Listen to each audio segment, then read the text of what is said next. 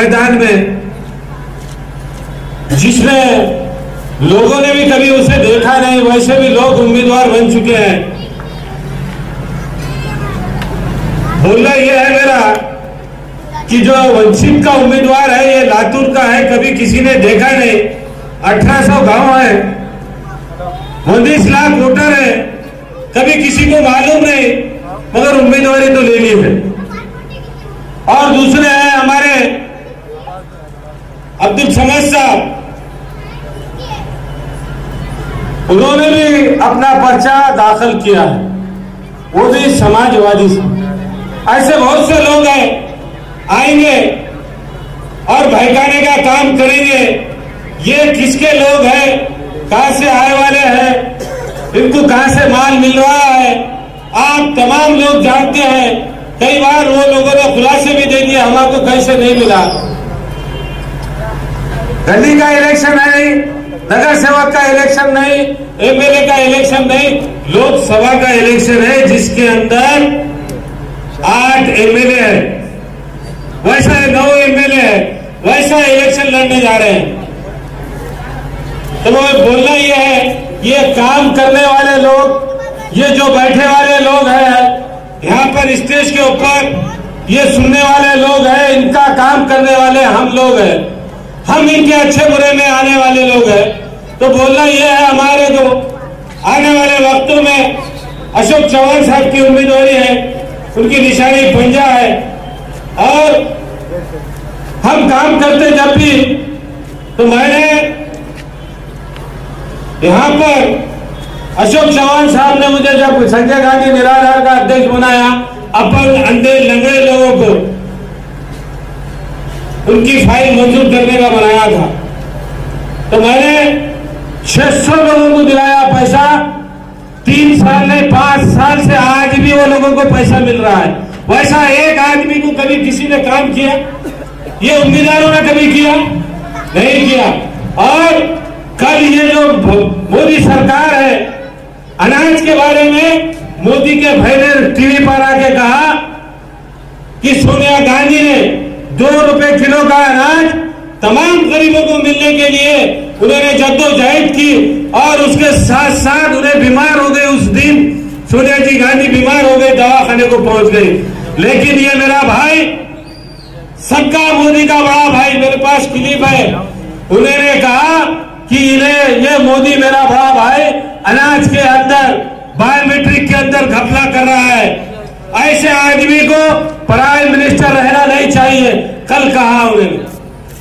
तो मैं आपको याद दिला दूं, अनाज 35 किलो मिलता है लोगों को, लेकिन दुकानदार 20 किलो 25 किलो दे रहा, लेकिन 25 लोगों को दे रहा। अगर 100 राशन कार्ड है उसके पास तो 25 लोगों को मिल रहा। इंशाअल्लाह आने के बाद ये सरकार, राहुल गांधी की अगर सरकार बनती है, कांग्रेस की अगर सरकार बनती है, तो मुसलमानों को, गरीबों को, दलितों को 72,000 रुपए साल में उसके खाते में डालने के लिए तैयार है, और इंशाअल्लाह डाल के रहेगी, हम मनवा के रहेंगे। राहुल गांधी जो भी बोलते हैं वादा पूरा करते हैं। 3 स्टेटों में सरकार आई, उन्होंने कहा था कि शेतकरियों का खर्चा माफ करेंगे, बैठते ही उसी दिन खर्चा माफ हुआ। इंशाअल्लाह 72,000 भी उसी दिन आ जाएंगे जिस दिन राहुल गांधी वहां तख्त पे बैठेंगे। तो बोलना यह है कि बीजेपी सरकार हमेशा मुसलमानों की, दलितों की दुश्मन रही है। हमने 5 साल तक लगातार देखा, टीवी पे देखा, मोबाइल में क्लिप देखा, जान में अंगार गिर रही थी, आज भी है। तमाम लोग आज भी गुस्से में है, मगर ये लोगों को समझ में नहीं आ रहा। जो लोग अभी सागर चौस ने कहा वंचित, वन बोले तो एक और चित बोले तो, और वो चिति छूने वाली है। और तुमने जो कहा अभी अब्दुल रशीद ने कि मकबूल सलीम साहब के बारे में, हमने बहुत इज्जत की उनको, और खाओं ने भी बहुत इज्जत दी। उन्होंने आखिरी वक्त में ऐसे ऐसे पदों पे कांग्रेस से रहे। सबसे पहले मुस्लिम लीग में थे वो, उसके बाद में कांग्रेस में आए तो अशोक चौहान साहब ने महानगर पालिका का चेयरमैन बनाया। उस वक्त में चेयरमैन को इख्तियार थे नौकरी पे लगाने के, तो 40 लोगों को नौकरी पे लगाया उन्होंने। ये अशोक चौहान साहब ने चेयरमैन बनाए बोलकर तुमने 40 लोगों को नौकरी पर लगाए।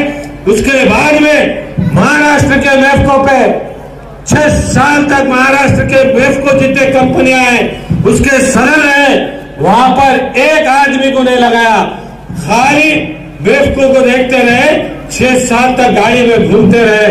उसके बाद में अशोक चौहान साहब ने रिकमेंड करके शंकरराव जी चौहान साहब को भारत हिंदुस्तान के बैंकों के डायरेक्टर, हिंदुस्तान के बैंक के डायरेक्टर, नांदेड़ के नहीं, उनको बनाया। हम जब सत्तार भाई शमीम अब्दुल्ला ये जो लोग बैठे वाले हैं वहां पर जाते थे, मकबूल साहब गरीबों को दो, कुछ तो भी कम से कम ऑटो तो दो, खाली आपके बोलने पे ऑटो अगर उसको मिलता है तो एक घर पड़ेगा। यही नहीं, मैंने कहा मकबूल साहब हिंदुस्तान के तमाम जिले में 100 तो ऑटो दो तुम, खाली आपके एक लेटर या फोन मैनेजर को कर दिए। लोन देने का है भाई, नकदी पैसे देने का नहीं है, लोन देने का था। अगर आप देते हिंदुस्तान के शहरों में एक 100 मुसलमानों को ऑटो का लोन अगर देते तो हिंदुस्तान के एक शहर में एक घर, उसके ऊपर 100 घर पलता था। ये बात थी, ये उनको हाथ में अधिकार दिया गया था। अगर आज शमीम को अगर मिलता खाली मामूली संजय गांधी निराधार का मिला, अन्य लोगों का मिला, तो मैंने 600 लोगों को दिलाया। अगर भारत का मिलता तो मैंने एक शहर में 1,000 1 लाख लोगों को लोन देता था। ऐसे पदों पर है और आज वंचित के अंदर चले गए। बहुत अफसोस की बात है। यह है कि हालात देश के, एक आदमी को मारा जा रहा है, एक गरीब को कुचला जा रहा है, और खाली टीवी देखकर, मोबाइल में देख के जज्बात हो रहे। आप कहा गए मुसलमानों, तुम्हारे जज्बात निकलो बाहर। तमाम आलमी दीन ने कहा कि वोट के लिए निकलो बाहर।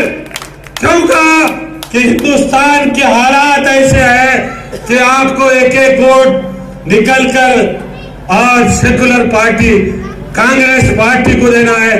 परसों केरल के एक आलिम दीन पूरे बैठकर केरल के उन्होंने भी फतवा निकाले, हर जगह का अलग अलग, और नांदेड़ से भी आज तमाम लोगों ने कहा, तमाम आलिम दीन ने कहा कि कांग्रेस को वोट देना है और अशोक चौहान साहब को जिताना है और हिंदुस्तान में पूरे कांग्रेस की लहर लाना है और मोदी को दफनाना है। मैं आप तमाम लोगों से गुजारिश करता हूं कि ये बार उसे दफना दो, दफना दो। मैं आप तमाम लोगों का शुक्रिया अदा करूंगा और ऐसे जज्बात में बटन दबाइए, इंशाअल्लाह वो मशीन का बटन टूटना चाहिए और वो बदलना भी चाहिए। तो मैं आखिरी एक नारा देता हूं चौकीदार का, आप चोर कहना, चौकीदार चौकीदार चौकीदार। आप तमाम लोगों का शुक्रिया अदा करते हुए मेरे 2 अल्फाज खत्म करता हूं। खुदा हाफिज।